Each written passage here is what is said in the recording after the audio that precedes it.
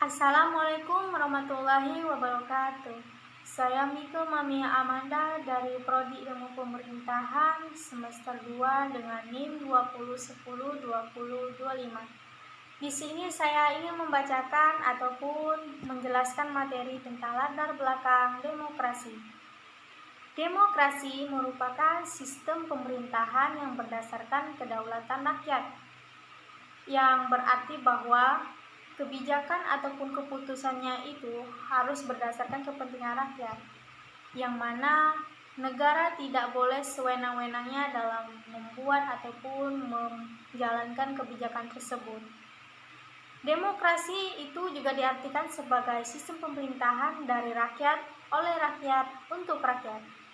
Selain itu, demokrasi memiliki hubungan yang berkaitan erat dan sistematis dengan partai politik dan juga pemilu, di mana pada umumnya itu dapat dikatakan sebagai kelompok manusia yang terorganisir, yang anggota-anggotanya itu memiliki orientasi, nilai, dan cita-cita yang sama. Tujuan kelompok ini adalah untuk memperoleh kekuasaan politik dan berusaha untuk merebut kedudukannya, dan biasanya itu dengan melalui cara konstitusional, yaitu melalui program-program mereka buat.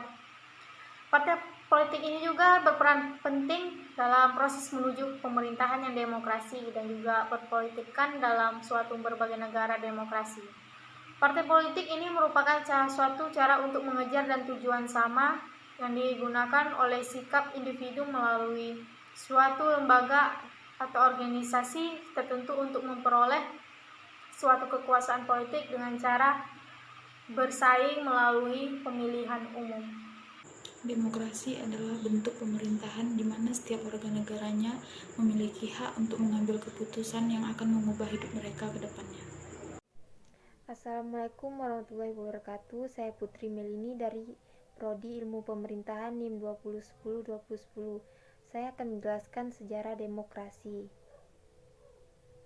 Demokrasi adalah sistem politik atau sistem pengambilan keputusan di dalam suatu lembaga, organisasi atau negara yang seluruh anggota atau warganya memiliki jatah kekuasaan yang sama besar.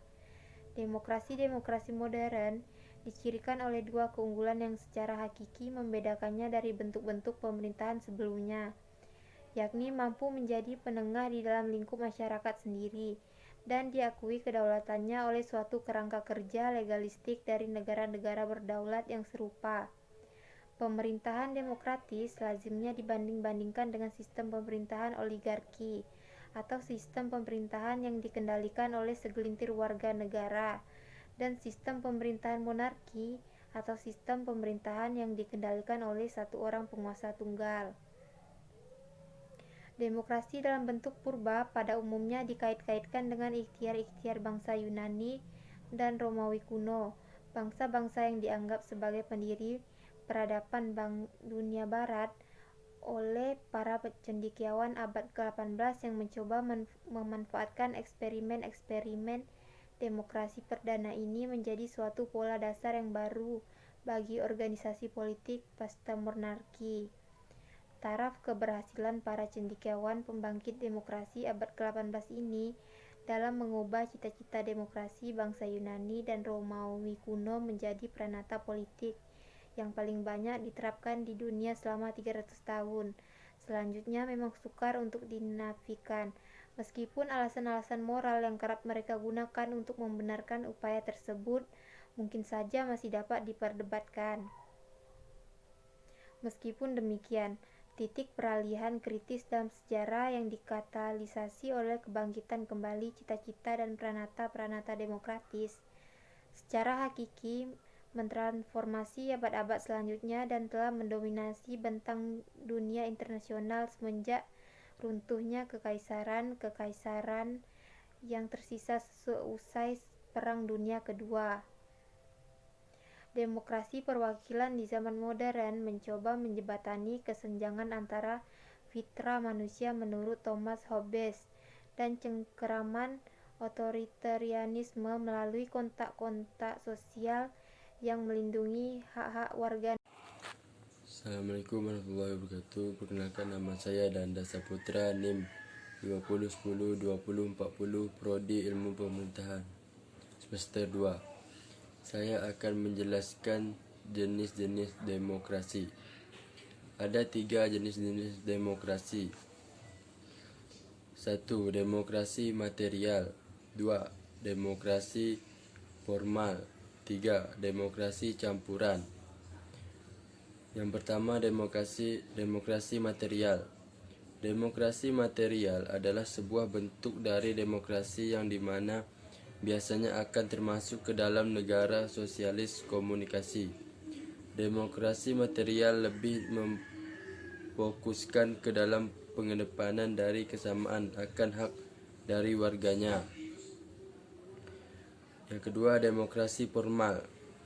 Demokrasi formal adalah sebuah bentuk dari demokrasi yang melakukan pemberian dari kekuatan hukum yang dimana juga akan sama ke dalam sebuah bidang politik tanpa melakukan sebuah bentuk pertimbangan dari perbedaan ekonomi. Yang ketiga, demokrasi campuran. Demokrasi campuran adalah sebuah bentuk dari demokrasi yang melakukan penggabungan dari kedua macam bentuk dari demokrasi yang telah ada sebelumnya. Sehingga demokrasi ini melakukan penyamaan dari berbagai macam bentuk hak maupun derajat yang berada pada sebuah individu. Sekian, terima kasih. Assalamualaikum warahmatullahi wabarakatuh. Assalamualaikum warahmatullahi wabarakatuh. Kenalkan, nama saya Yori Wanira Pratama, Prodi Ilmu Pemerintahan, NIM 2010-2017. Dari kelompok 4 ingin menjelaskan tentang prinsip demokrasi. Prinsip demokrasi dibedakan menjadi 2, yaitu 1. Demokrasi sebagai sistem politik. A. Pembagian kekuasaan atau kekuasaan legislatif, yudikatif, dan eksekutif. B. Pemerintahan konstitusional. C. Partai politik lebih satu dan mampu melaksanakan fungsinya. D. Pers yang bebas. E. Perlindungan terhadap hak asasi manusia. F. Pengawasan terhadap administrasi negara. G. Peradilan yang bebas dan tidak memihak. H. Pemerintahan yang diskusi. I. Pemilihan umum yang bebas. C. Pemerintahan berdasarkan hukum. 2. Prinsip non-demokrasi atau kediktatoran. A. Pemusatan kekuasaan. Kekuasaan legislatif, eksekutif, dan yudikatif menjadi satu dan dipegang serta dijalankan oleh satu lembaga. B. Pemerintahan tidak berdasarkan konstitusional. Pemerintahan dijalankan berdasarkan kekuasaan. Konstitusinya memberi kekuasaan yang besar pada negara atau pemerintah. Rule of power. Prinsip negara kekuasaan yang ditandai dengan supremasi kekuasaan yang besar pada negara atau pemerintah. D. Pembentuk pemerintah tidak berdasarkan musyawarah tetapi melalui dekret. E. Pemilihan umum yang tidak demokratis. Pemilihan umum dijalankan hanya untuk memperkuat keabsahan penguasa atau pemerintah negara. F. Manajemen dan kepemimpinan yang tertutup dan tidak bertanggung jawab. G. Tidak ada atau dibatasi kebebasan berpendapat, berbicara, dan kebebasan pers. H. Perpecahan dan perbedaan dengan cara kekerasan dan penggunaan paksaan. I. Tidak ada perlindungan terhadap hak asasi manusia, bahkan sering terjadi pelanggaran hak asasi manusia, menekan dan tidak mengakui hak-hak minoritas warga negara. Baiklah, itu saja yang dapat saya sampaikan. Lebih kurang saya mohon maaf. Assalamualaikum warahmatullahi wabarakatuh. Assalamualaikum warahmatullahi wabarakatuh. Nama saya Agung Ferdinand Taufik, NIM saya 20102020. Saya akan menjelaskan tentang ciri-ciri demokrasi. Ciri-ciri demokrasi. Ciri-ciri yang menggambarkan suatu pemerintahan berdasarkan oleh sistem demokrasi seperti 1. Pemerintahan didasarkan kehendak dan kepentingan semua rakyat. Ciri konstitusional ialah hal yang dihubungkan dengan kepentingan, kehendak atau kemauan atau kekuasaan rakyat yang dituliskan dalam konstitusi dan undang-undang negara tersebut. 3. Ciri-ciri perwakilan yakni dalam mengatur negaranya, kedaulatan rakyat dan diwakilkan oleh beberapa orang yang sudah dipilih oleh rakyat itu sendiri. 4. Ciri-ciri pemilihan umum yakni sebuah kegiatan politik yang dilaksanakan untuk memiliki pihak dan pemerintah. 6. Ciri kepartaian yakni partai akan menjadi media atau sarana untuk bagian dalam melaksanakan sistem demokrasi. 7. Ciri kekuasaan ialah adanya pembagian dan pemisahan kekuasaan. 8. Ciri tanggung jawab ialah adanya tanggung jawab dari pihak yang sudah dipilih untuk ikut dalam pelaksanaan suatu sistem demokrasi. Sekian dari saya, terima kasih. Assalamualaikum warahmatullahi wabarakatuh. Saya Angga Hadiansyah. Di sini saya akan menjelaskan contoh demokrasi. 1. Jenis demokrasi. Demokrasi langsung. Contoh, ikut mencoblos saat pemilu atau pilkada dan memilih secara langsung ketua kelas. Demokrasi perwakilan. Contoh, pembuatan undang-undang yang diwakili oleh anggota DPR. 2. Demokrasi perwakilan. Sistem pengawasan langsung dari rakyat dibagi menjadi 3. Referendum wajib. Contoh, pemungutan suara pemisahan Timur dan persetujuan yang diberikan oleh rakyat terhadap pembuatan UUD.